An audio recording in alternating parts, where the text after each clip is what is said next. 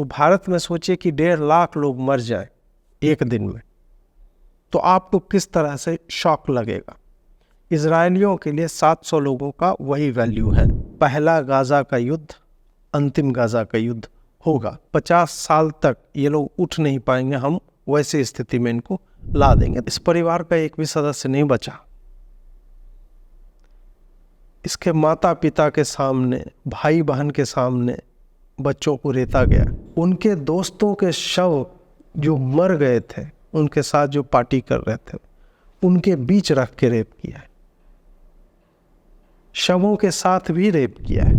खूब मान लेते हैं इजराइल वालों ने ऑक्युपाई कर लिया है फिलिस्तीन की जगहों को। मान लेते हैं कि यहूदी से पहले इस्लाम जो है आ गया, ये भी हम मान लेते हैं। तो तुम यार 5 साल की बच्ची का रेप करोगे, 4 साल के बच्चे का गला रेतोगे, तुम बुजुर्ग महिलाओं को बंधक बनाओगे, उनका रेप करोगे, नग्न करके युवतियों की परेड निकालोगे, शवों के साथ रेप करोगे। जो इसका समर्थन कर रहे हैं ना, ये वो लोग हैं जो अपने मन में ये लिए चलते हैं कि उन्हें भी किसी शव का बलात्कार करना। भगवान सूरत सही ना दे, कम से कम साले बोल तो ढंग से लो। वो लड़का तुम्हें किस हिसाब से लग रहा है? फिर लगता है कि जो लोग बकरी और बच्ची में फर्क नहीं कर पाते हैं, वो फिर भी अगर नारी को पुरुष बता रहे हैं तो फिर भी आईक्यू लेवल ठीक ही होगा, उनके अपने जो औसत आईक्यू का लेवल है उस हिसाब से। वामपंथी कितने हरामी होते हैं। ये वहां पे लिख रहे नहीं, मैं केवल फैक्ट्स बता रही। फैक्ट्स की बना लो बत्ती और रख लो पिछली जेब में। तुम अगर वो लिख रही हो, तुम्हारा पूरा इंटेंट वही है विक्टिम शेमिंग का, कि मैं तो जी बुरके में, मैं तो बोरा पहन के, मैं टेंट पहन के घूमती हूं, और ये तो नंगी घूम रही थी इसलिए मार दिया उसको, तो कौन सी बड़ी बात हो गई। भारत का झंडा लगाने में इनको लज्जा आती है, भारत माता की जय बोलने में लज्जा आती है, जहां का खाते हैं। लेकिन फिलिस्तीन का झंडा पता नहीं किस छेद में लगा के ये लोग जो है, बाकी आप इमेजिन कर लीजिए कहाँ पे लगा सकते हैं झंडा, लेकिन लगाएंगे, उनको जरूरत पड़ेगी वहां भी लगाएंगे। नमस्कार दोस्तों, आज हम चर्चा करने जा रहे हैं इजराइल के डिसप्रोपोर्शनेट रिस्पॉन्स के ऊपर, जो कि कल से ये लोग तैयारी कर रहे थे। कल हालांकि हमास ने जिस तरह से, मतलब ये तीसरे दिन में युद्ध जा चुका है, और हमास ने साउथ ऑफ इजराइल में ऑन ग्राउंड घुस करके लगभग अभी तक जो डेटा आया है 700 से अधिक लोगों की हत्या एक दिन में कर दी थी। और उसके बाद कल जो है इजराइल उस तरह से रिस्पांस की तैयारी ही कर रहा था, लेकिन पिछले 24 घंटों में लगभग 1000 हमास के निशानों पे उन्होंने लगातार, मतलब एकदम ही पूरी तरह से ध्वस्त कर दिया। कई तरह के वीडियोस आपने देखे होंगे जो हम दिखा नहीं सकते हैं, क्योंकि यूट्यूब जो है अलाउ नहीं करता है उसको दिखाना। साथ ही अन्य तरह के भी वीडियो पे भी हम चर्चा करेंगे जो हमारे दृष्टि के समक्ष आए हैं, और जो एक तरह से आप कह सकते हैं कि देखने योग्य नहीं है, क्योंकि उसमें जिस तरह की नृशंसता हुई है और जिस तरह से कई तरह के लोग, जो ख़ास नाम वाले लोग हैं, वो इन चीज़ों को जैसे डिफेंड कर रहे हैं, उचित ठहरा रहे कि नहीं ये रेजिस्टेंस है और हम जो है अपनी भूमि की बातें कर रहे हैं, तो उन सब पे भी हम चर्चा करेंगे। थोड़ा सा बैकग्राउंड अगर मैं देना चाहूँगा, जो ये फ़िलिस्तीन वाले कह रहे हैं कि अपनी भूमि हमारी, हम आज़ादी चाह रहे हैं, तो किस बात की आज़ादी? तुम्हारा मज़हब कितना पुराना है? 1400 वर्ष पुराना। और इज़राइल की अगर बात करें तो 12 जो ट्राइब थे, जो ज्यूज़ के, वो आज से नहीं 4000 वर्ष पहले से रिकॉर्डेड, उनका लिखित इतिहास है कि वो कहाँ पे आए थे, नहीं आए थे।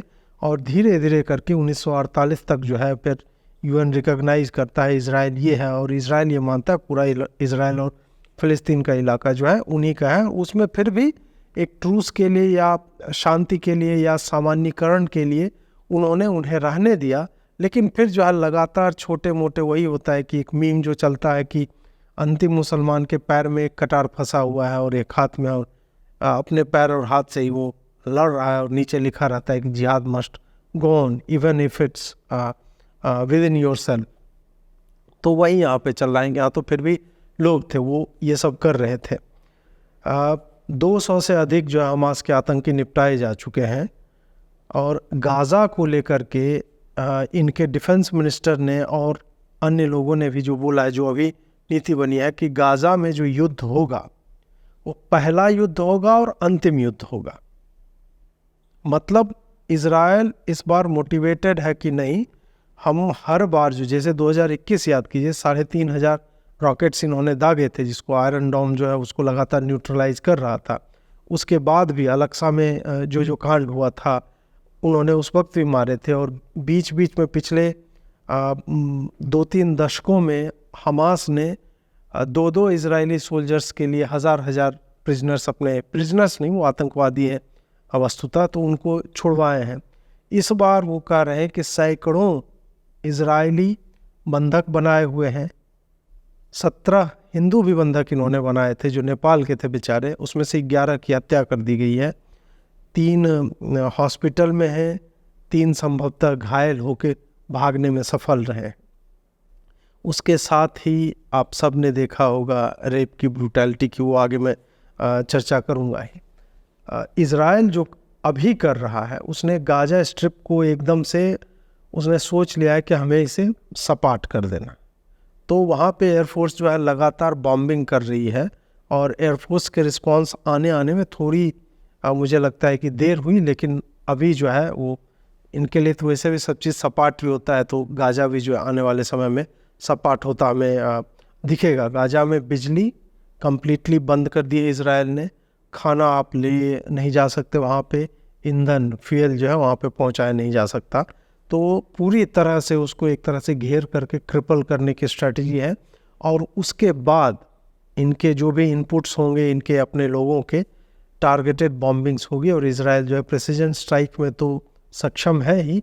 अगर आप अभिजीत अय्यर मित्रा जी के हैंडल पे जाएंगे तो उन्होंने बताया है कि कैसे पुराने जो इनके हथियार थे, केवल वही नहीं बल्कि नए तरह के भी हथियारों का प्रयोग हो रहा है इसमें, जो अभी तक इज़राइल ने कभी किया नहीं था। कुछ लोग यह भी पूछ रहे हैं कि नहीं, इज़राइल की मिलिट्री इतनी सुसंगठित है, तो इतना समय क्यों लग गया? समय इसलिए भी लगा है कि तैयारी ये कर रहे हैं कंप्लीट एनाहिलेशन की।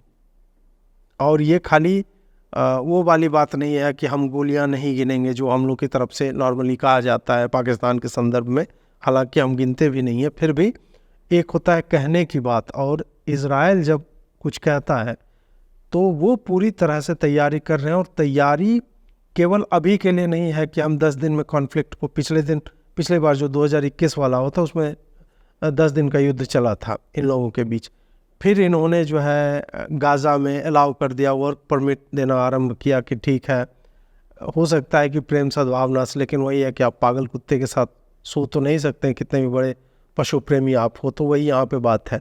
तो इस बार इन्होंने, चूँकि हमास की भी तरफ से लगातार स्टेटमेंट आया है कि हम, ये कोई कॉन्फ्लिक्ट नहीं है हमारे लिए, अब ये युद्ध है, और ये युद्ध का क्षेत्र भी और स्कोप भी दोनों हम बड़ा ही करेंगे और हम लड़ते रहेंगे। ये हमारे लिए अब मतलब एकदम डू और डाई टाइप का सिचुएशन है। तो उन्होंने इस तरह से घोषणा कर रखी है, तो संभव है कि इसमें और भी लोग लगे हुए थे।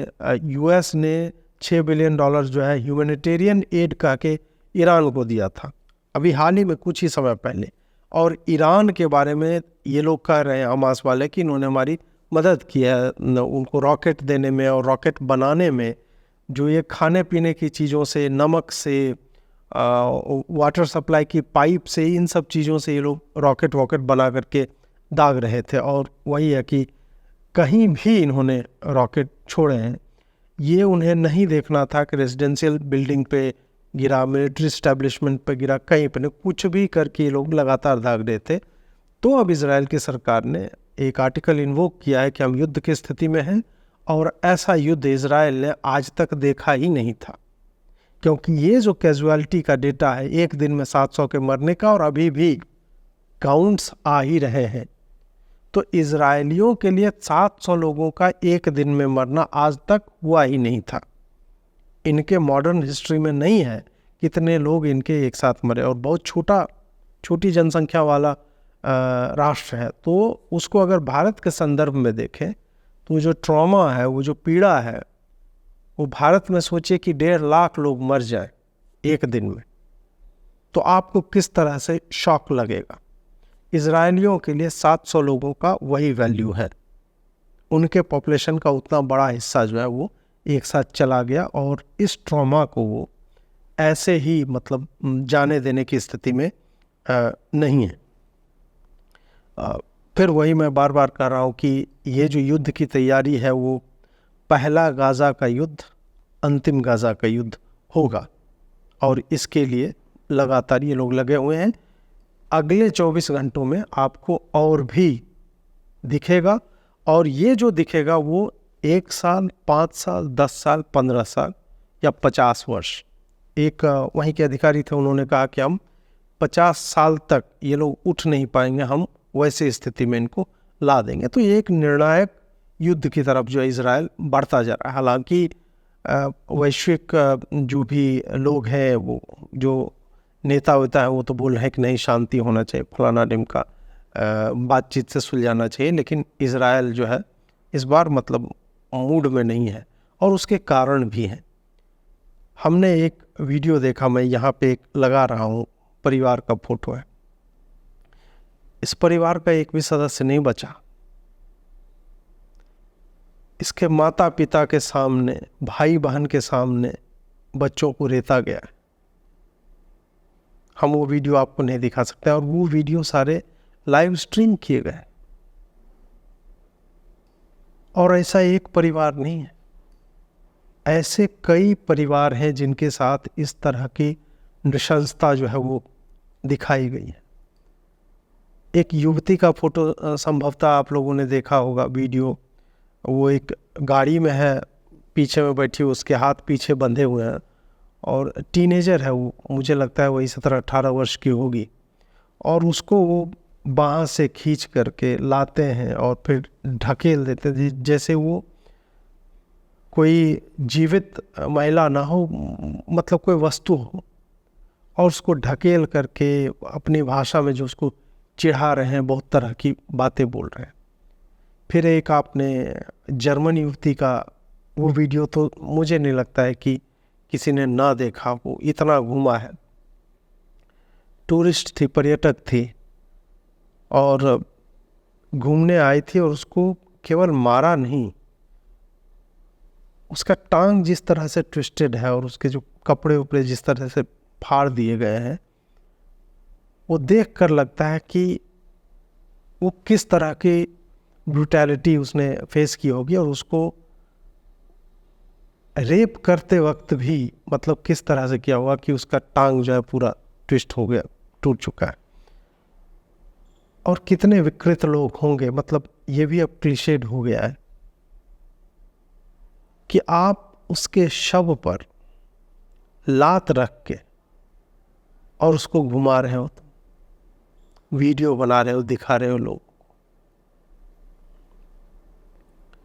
एक म्यूजिक फेस्टिवल चल रहा था, और सदर्न साउथ ऑफ इजराइल में एक डेजर्ट का इलाका है, उसी में रेप पार्टी चल रहा था, उसमें 1000 टाइप के लोग रहे होंगे। उसका ड्रोन का फुटेज मैं यहाँ पे लगा रहा हूँ। 250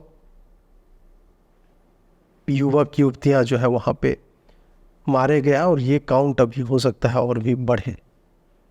लोग भागे, भागने में सफल रहे, कुछ कुछ नहीं रहे। एक इसी में एक गोल्डबर्ग पॉलिन करके 21-22 वर्ष का युवक था, जो कैलिफोर्निया का है संभवतः। उसे जब दिख गया कि वो बचेगा नहीं, तो उसने अपने माँ बाप को मैसेज किया कि मुझे माफ़ कर दीजिएगा, मुझसे गलती हो गई। वो बच्चा कहाँ है किसी को पता नहीं। यूएस के सिटीजन्स भी मारे गए इसमें, कई दूसरे राष्ट्रों के भी लोग, क्योंकि जब ये लोग, ये जो म्यूजिक फेस्टिवल वाला हुआ है, मतलब मैं जितना पढ़ता जाता हूँ उतनी मेरी संवेदनाएं जो है जवाब दे जाती हैं। अभी की मेमोरी में हम लोग जितने पढ़े हुए हैं, 35-40 साल के जो भी लोग होंगे, आइसिस भी हमने देखा है, लेकिन इस म्यूजिक फेस्टिवल के ऊपर जितने रेप और मर्डर एक साथ हुए हैं वो अभी के समय में अन्यत्र कहीं नहीं दिखता, वैसा कहीं पे कोई उदाहरण नहीं है। यंग लड़कों ने 16 साल के 17 साल के फिलिस्तीनी आतंकियों ने लड़कियों के साथ रेप किया है, सर्वाइवर्स बता रहे। उन्होंने रेप किया और रेप उनके दोस्तों के शव जो मर गए थे, उनके साथ जो पार्टी कर रहे थे, उनके बीच रख के रेप किया है। शवों के साथ भी रेप किया है। किबुट्ज नाम की जगह, वहां पे वही मैं जो आपको भी ड्रोन से दिखा रहा था, गाड़ियों की लंबी कतार है। ये हमने नूह में देखा था, जिस तरह से जलाया गया था, उससे भी भयावह यहाँ पे सैकड़ों गाड़ियां जो है जली हुई हैं इधर उधर। आग भी लगाया इन्होंने, गोलियां भी बरसाई, रेप भी किया, रेता गला भी रेता, सब कुछ वहां पे हुआ है।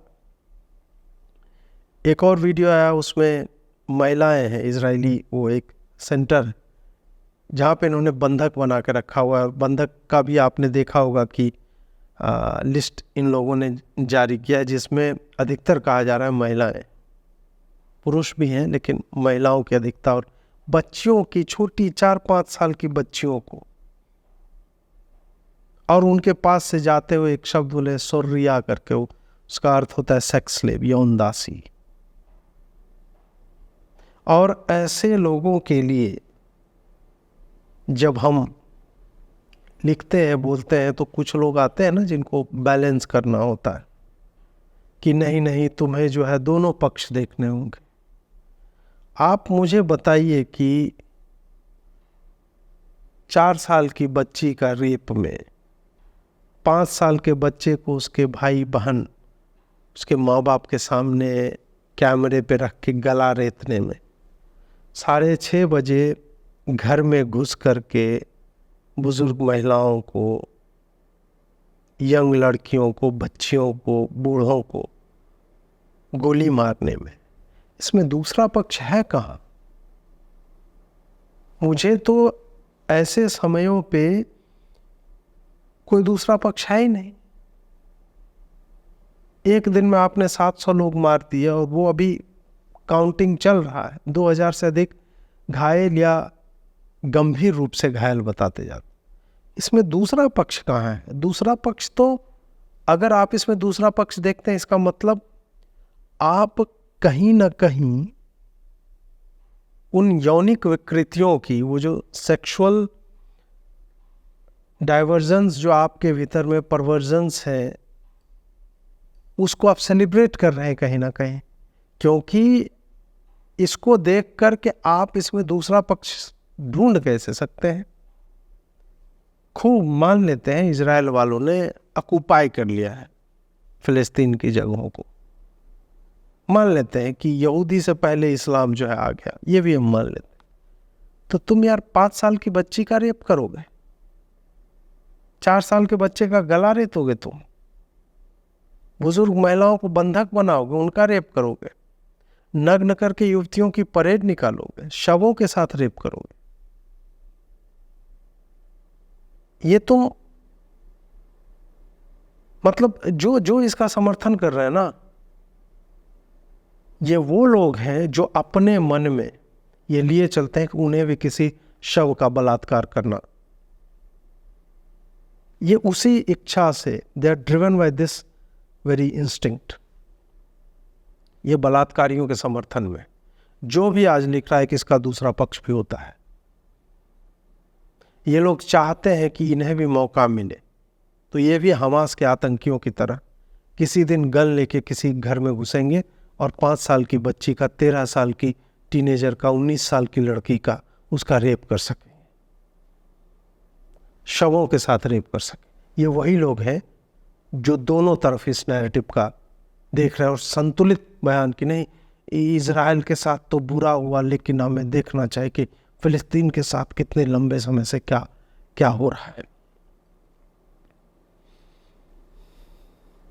इसीलिए मैं कहता हूँ कि सारे वीडियो फोटो जो भी आपके पास आ रहे सब शेयर कीजिए।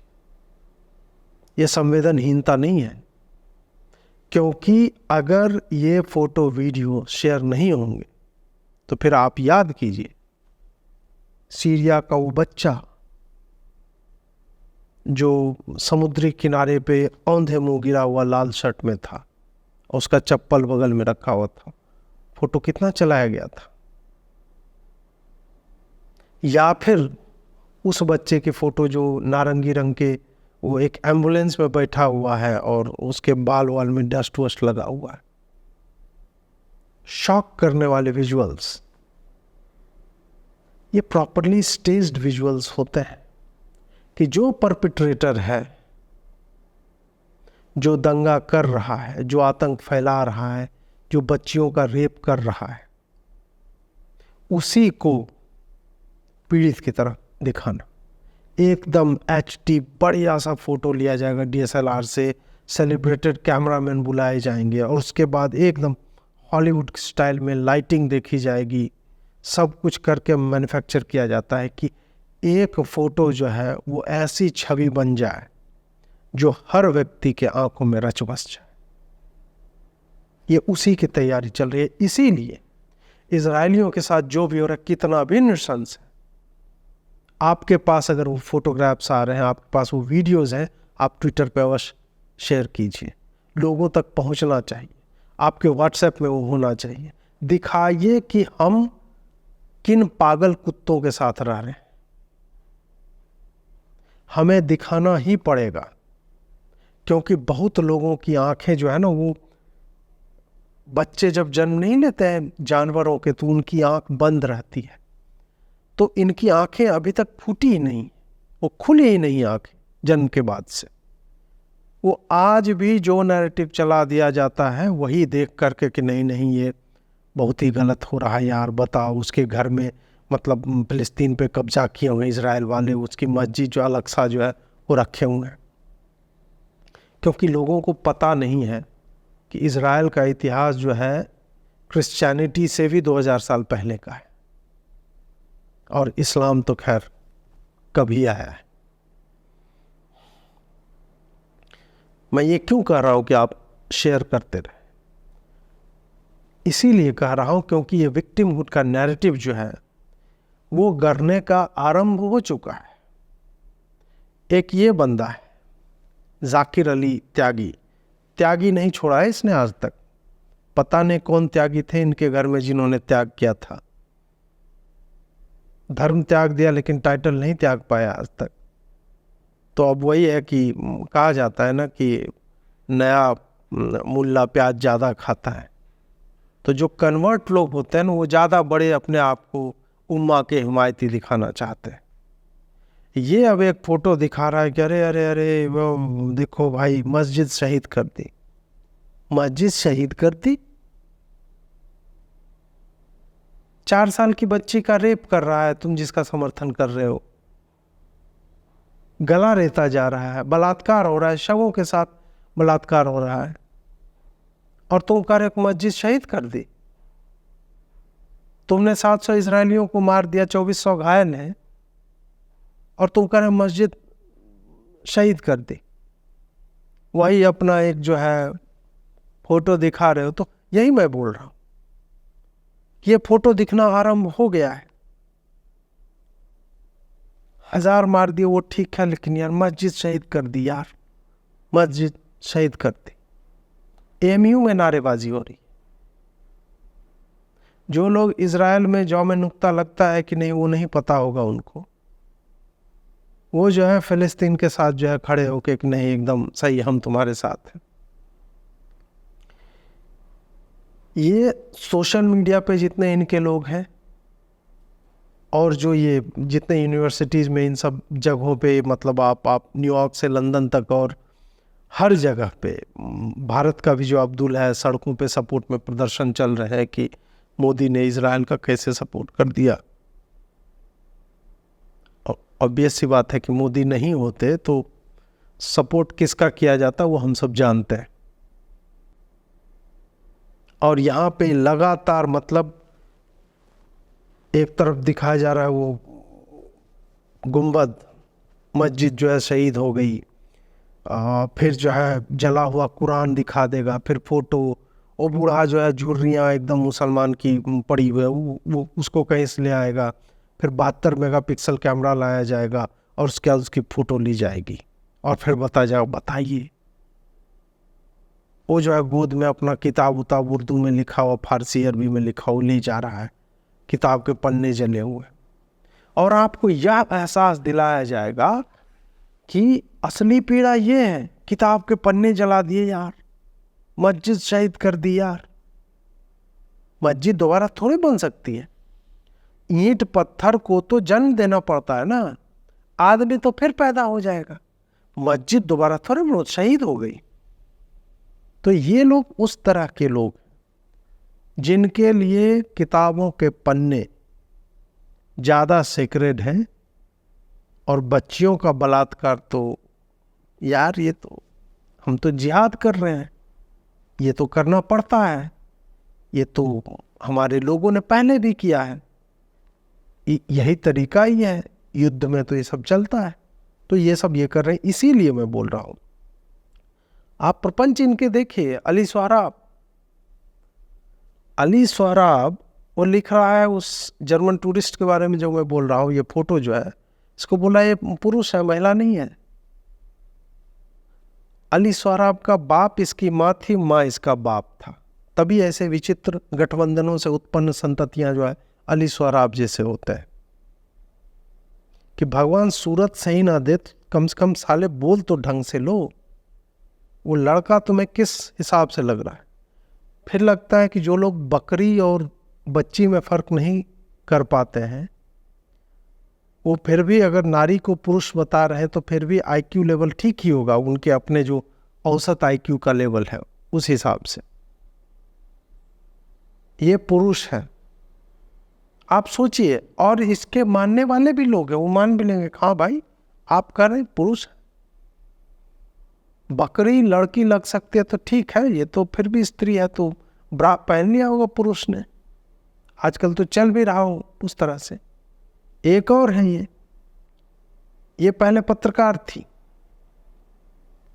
ये लिख रही हैं कि ये जो मरी है लड़की, ये तो यार इंस्टाग्राम पे फोटो डाला करती थी बिकनी में, हो सकता है बिकनी में ही हो और उसी वक्त मार दिया हो, जरूरी थोड़े है कि उसने नोचा होगा और मतलब कपड़े उसके फाड़े होंगे। एक लड़की होके एक लड़की के बारे में जो मर गया, उसका दिख रहा है बॉडी ट्विस्टेड है, उसके साथ क्या हुआ होगा, वो मैं एक पुरुष के रूप में या अन्य लोग, उसमें पुरुष महिला होने की आवश्यकता नहीं है, उसमें संवेदना चाहिए।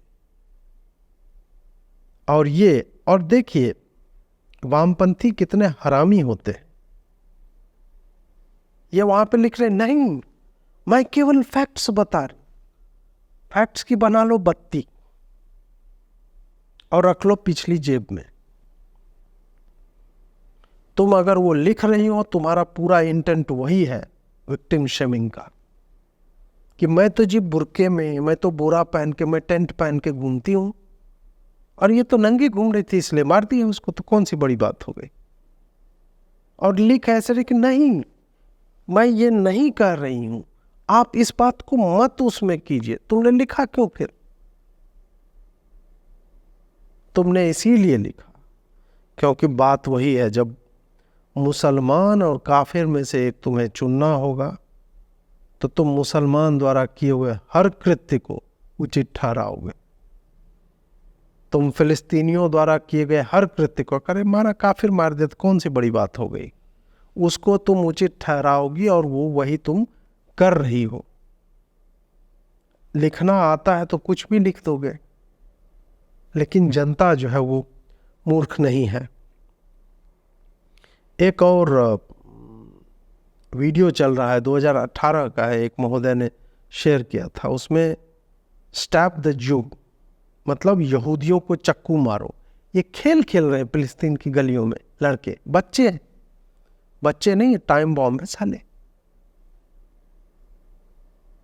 तो वो बच्चे चाकू लेके, और देखिए ये वीडियो मैं चला रहा हूँ, अगर ना चले, मतलब कई बार क्या होता है हम डालते हैं तो यूट्यूब वाले डिमोनेटाइज कर देते हैं, ना चल रहा हो तो मैं फोटोज लगा दूंगा। यहाँ पे आ रहा है 5-6 बच्चे और सबको चाकू मारता है एक बच्चा, और उसके बाद चला जाता है स्लो मोशन में। स्टैप द जू नाम का गेम।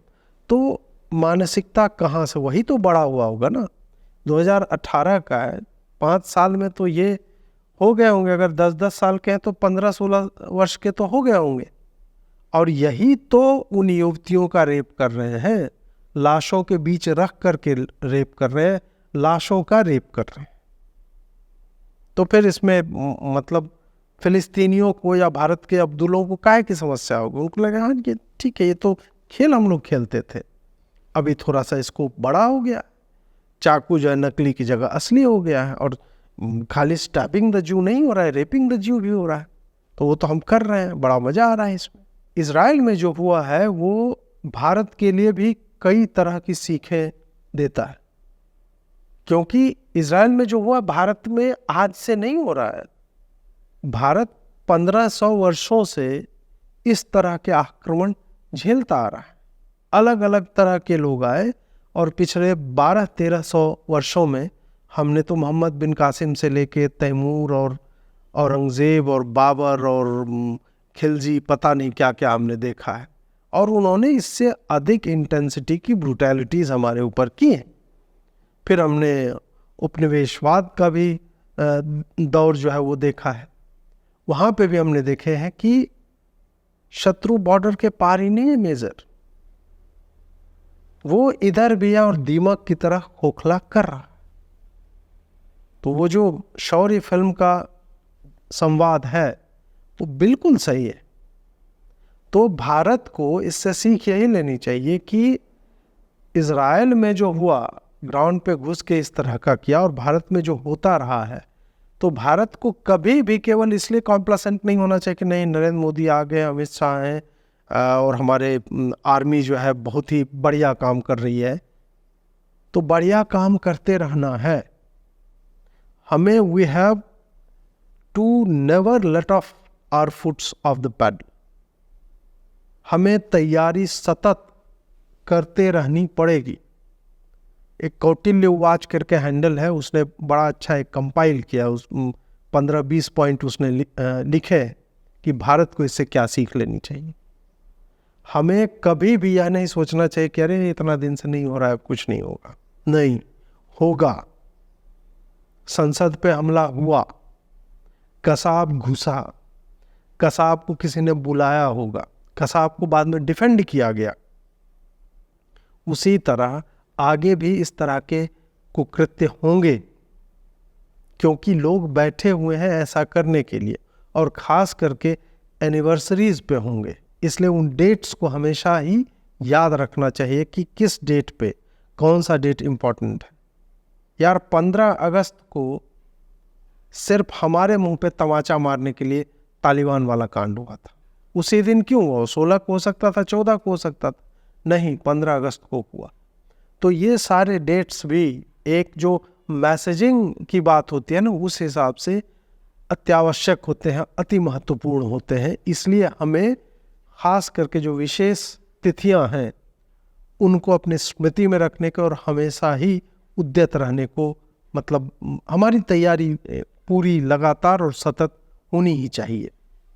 अपनों पे भी गोली चलाना हो तो अगर लार्जर इंटरेस्ट में रहे कि अधिक लोगों की जान बचेगी, तो मुझे लगता है कि भाजपा सरकार इस मामले में थोड़ी सी वो अलग अप्रोच लेके चलते हैं। उन्हें लगता है कि नहीं, हम कोशिश करते हैं कि थोड़ा लंबा खिंच जाए, लेकिन हमें एक्सट्रीम मेजर्स जो है वो ना लेना पड़े।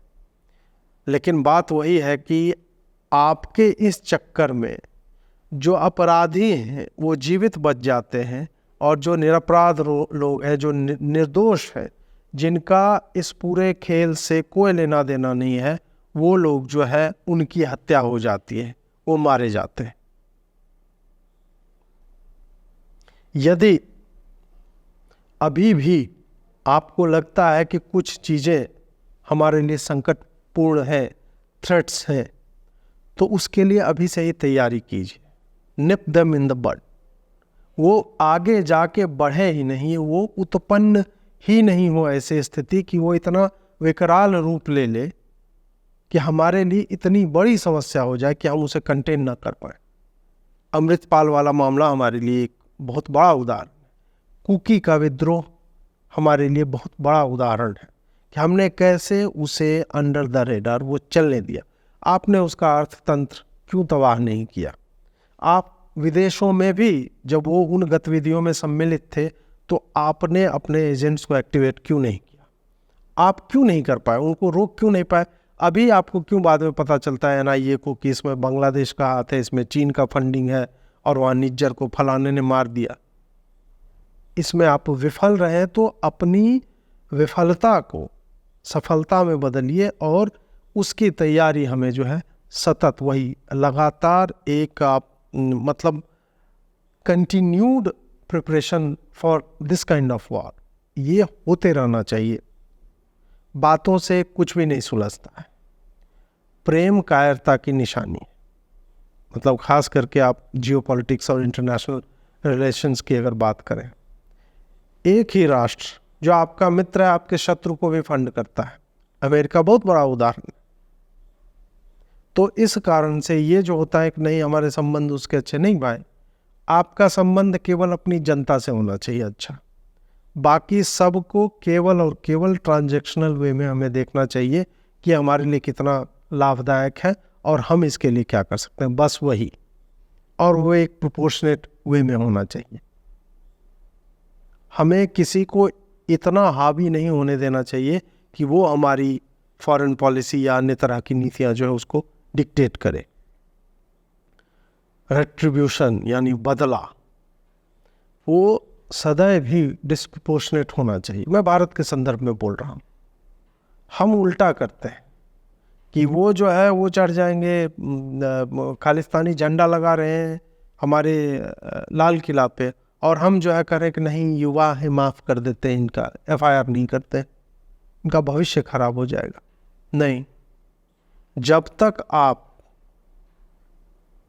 अपने ही लोगों पे जो अपराधी हैं, जो आतंकी गतिविधियों में सम्मिलित होते हैं, उन पर आप सख्ती से कार्रवाई नहीं करेंगे तो आपको हमेशा ही आपका शत्रु जो है दुर्बल और निर्बल मानकर चलेगा और फिर वो सतत प्रयास में लगा रहेगा कि आपको कैसे डैमेज करे, क्योंकि आप कुछ भी करने में सक्षम नहीं है। इस कारण से भी रेट्रीब्यूशन हमेशा डिस्प्रोपोर्शनेट अनानुपातिक होना चाहिए। वो इतना डैमेज करे तो उनका इतना फाड़ के रख दो। अब एक बात है कि आप लोगों ने भी देखा होगा कि ये कांग्रेस, जुबैर का गैंग, ये सब जो है बहुत ही संभल के अभी बोल रहा है। जुबैर उस तरह से नहीं लिख रहा है जिस तरह से उससे एक्सपेक्टेड है। कांग्रेस ने अभी तक आधिकारिक कोई बयान नहीं दिया। जयराम रमेश ने क्या बोला है उसका वो भी एक लुंज पुंज टाइप का कुछ बोला है, वो चला रहे हैं। क्यों? संभव है कि उन्हें बूढ़े मुसलमान की 72 मेगापिक्सल की झुर्रियों वाली हमारे कुरान को जला दिया ऐसे करके रोता हुआ उससे आंसू निकल रहा हो, नहीं निकल रहा तो फोटोशॉप में लगा देगा, उसकी प्रतीक्षा कर रहे होंगे ये लोग। और उसके बाद फिर इन्हें लगा कि नहीं बताओ यार, बूढ़े आदमी की कुरान जला दी। वो यही किताब एक पढ़ता था दिन रात, और वो एक किताब मात्र नहीं थी, वो उसका पूरा जीवन था। और इस तरह से पूरा जो है कि वो हमारे मजहब पे अटैक कर रहे हैं, इससे बढ़िया तो हमें मार देते तो अच्छा रहता। तो ये वाला भाव लेकर के एक पूरा, जिसमें मतलब आप बहुत बड़े पर्दे पे उसको देखें फिर भी आपको एक एक चीज़ शिकन बढ़िया से, मतलब लाइटिंग वाइटिंग 3 पॉइंट लाइटिंग हो और rule of thirds, golden ratio, ये सब लगा करके उसकी फ़ोटो हो और वो दिखे कि वो परेशान है। भले वो बाद में $100 लेके चला जाए एक्टिंग का, लेकिन फ़ोटो जो है प्रॉपर आनी चाहिए। उसी की प्रतीक्षा में संभवतः ये लोग हैं। यह भी संभव है कि कोई फ़लस्तीनी अपनी ही बेटी का रेप करे, उसको फिल्म करे और बोले बताइए मेरी बेटी के साथ इजरायलियों ने क्या किया। ये भी ये लोग कर सकते हैं। इन लोगों ने ऐसा किया है, इनका इतिहास है। ये सामने वाले को ब्लेम करने के लिए अपना थोड़ा सा डैमेज करने में हिचकते नहीं है।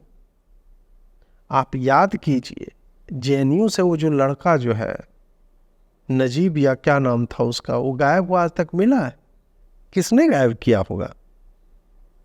कौन इसके उसके नाम पर नैरेटिव इतना लंबा दिन तक खींचता रहा? याद कीजिए। तो ये लोग करने का तो कुछ भी कर सकते हैं और वो 1 से 2 दिन में क्लियर भी हो जाएगा। हमास जो है एक फर्जी की स्कूल का फोटो दिखा रहा है, वहाँ पे एक वही बुढ़ा जो है बैठा हुआ है और दिख रहा है, बताओ यार मार दिया, बच्चों पे हमला कर दिया इजराइल ने। नहीं, उस फोटो को जूम करेंगे आपको पता चलेगा कि उसके नीचे बेसमेंट में हमास वाले कुछ कर रहे थे। और इन लोगों ने हमेशा ही बच्चों को, महिलाओं को हिमनशील की तरह प्रयोग में लाया है अपने आप को बचाने के लिए। हमास के जितने इस तरह के हेडक्वार्टर्स हैं वो कहीं मीडिया वालों के मतलब ऑफिस के बीच में बनाता है, कहीं बच्चों के बीच में बनाता है, यही सब करते हैं ये लोग। उसके बाद अब पाकिस्तान और भारतीय अब्दुल लोगों के जो वेट ड्रीम्स हैं, ये भी हमें ट्विटर पे देखने को मिले हैं। शर्जील से लेके ओवैसी तक के आप ट्वीट पढ़िए। ये लोग मतलब मैंने आरंभ में ही बोला ना कि जो भी लोग, पहला मूव किसका था? फिलिस्तीनी का था ना। फिर कहोगे नहीं इतिहास देखिए, हम लोग सताए हुए कितने, हमारा लैंड ग्रैब का, हमारा अलग सा मस्जिद है उधर। तो जेरूसलम में तो क्रिश्चियनिटी का भी जन्म तुमसे 600 साल पहले हुआ है। क्रिश्चियन तो नहीं आ रहे उधर अटैक करने के लिए कि हमारा वहां पे जेरूसलम में हिस्सा। तो फिर तुम क्या मांगने जा रहे?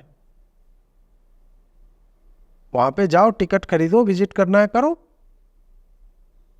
75 चीजें देखने के लिए भाई तुमको वहीं पे क्यों करना है? ये लोग जो वही फिलिस्तीन का झंडा जो है, भारत का झंडा लगाने में इनको लज्जा आती है, भारत माता की जय बोलने में लज्जा आती है। जहाँ का खाते हैं वहां के जयकारे लगाने में नहीं, ये तो हमारे मजहब के अगेंस्ट चला जाएगा, हम कैसे बोल देंगे। लेकिन फिलिस्तीन का झंडा पता नहीं किस छेद में लगा के ये लोग जो है, बाकी आप इमेजिन कर लीजिए कहाँ पे लगा सकते हैं झंडा, लेकिन लगाएंगे, उनको जरूरत पड़ेगी वहां भी लगाएंगे। ओवैसी हो या अन्य लोग हो, उनके भी मतलब सब जो है एक ही, किसी को नहीं दिख रहा है कि 4 साल के बच्ची का रेप हो रहा है, 5 साल के बच्चे का गला रेता जा रहा है, घर में घुस करके मार रहे हैं और लाइव स्ट्रीमिंग कर रहे हैं। फिर भी तुम फिलिस्तीन के साथ हो यार। एक पाकिस्तानी मुल्ला है, वो धमकी दे रहा है। मतलब वही है कि स्वप्न दोष है कुछ लोगों का, उनको लगता है कश्मीर में ये कर देंगे। कर लो ना। तुम्हारे बाप लोग जो है वो कहाँ पे हैं कश्मीर में, देख लो क्या स्थिति है उनकी। पूरा भारत तो छोड़ दो, कश्मीर में कुछ करके देख लो ना, कहाँ कर पा रहे हो कुछ। खाने को नहीं दाने, अम्मा चली वाने। तो वही करके तुम्हारी अम्मा तो कुछ पैसे जुटा सकती है। भेजो अपनी अम्मी को ये सबको, तभी कुछ पैसे आएंगे, रोटी आएगा, फिर बदन में थोड़ी फुर्ती आएगी, फिर गजवा हिंद के वेट ड्रीम्स जो है तुम्हें आएंगे, क्योंकि चरम सुख उसी में मिलेगा तुम्हें। तुम और किसी अन्य तरीके से चरम सुख प्राप्त करने की स्थिति में नहीं हो। या तो हलाला में मिलेगा, और वो भी ऑब्वियसली, हाँ तुम तो मुल्ला ही हो, ये पाकिस्तानी मुल्ले की मैं बात कर रहा हूँ। हलाला करते होगे तब मिलता होगा, नहीं तो गजवाए हिंद होगा, आहा मजा आ गया, आनंद हो गया। ये करके जो है ले रहे हो। कोशिश कर लो, इतने लोग तो हैं, करके देखो, करने से होता है। उसके बाद भारतीय सेना तुम्हारा क्या करेगी वो भी याद रखना, भिखमंगे साले। बात यह है कि भारत इजराइल के साथ है, और जिस तरह का सपोर्ट हमने देखा है, वो होना भी चाहिए। आप ऐसे समयों में अगर आप इज़राइल के साथ नहीं है तो आपको संभवतः मानवता की समझ नहीं है, आप संवेदनहीन व्यक्ति हैं। अगर आप ये 3-5 करने में लग गए कि नहीं इतिहास में ये हुआ, उसने पहले तीर चलाया था, इसने फिर तलवार चलाया, सब नहीं। अभी परसों क्या हुआ वो बताओ ना।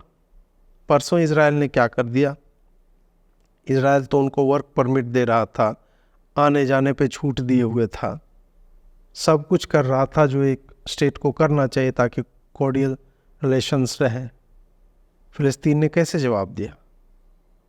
बंधक बना के, रेप करके, शवों के साथ रेप करके, नग्न बच्चियों को परेड करवा करके, गला रेतते हुए।